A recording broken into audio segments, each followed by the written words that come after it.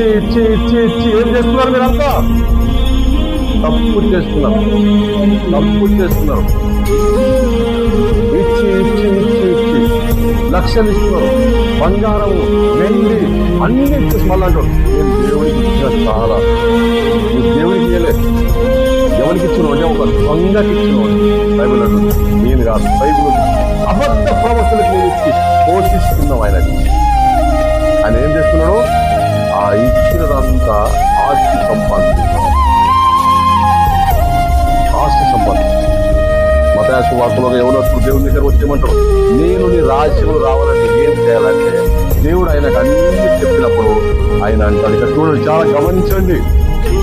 ఆయన ఆ యవనస్తుడు చాలా ఐశ్వర్యవంతుడు. అంటే ఆయన సేవలో సంపాదించుకోలేదు. ఆయన బిజినెస్ చేసి ఫైనాన్సర్ అయింది. సేవలో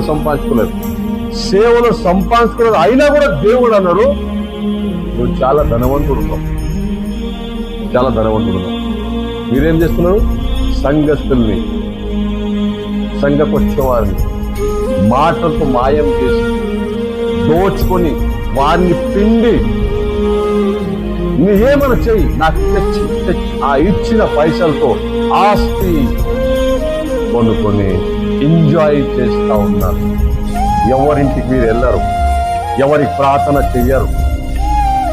అందరూ వారి దగ్గరికి వెళ్ళాలంటారు. ఒకరు టచ్ అంటారు, ఒకరు పడేస్తారు, ఒకటి మెసేజ్ చెప్పేటప్పుడు దాంట్లో ఫోన్పే నంబరు, అన్ని నంబర్లు ఇచ్చి ఆ నంబర్కి మీరు డబ్బులు ఇవ్వండి. డబ్బులు కావాలంటే డబ్బులు.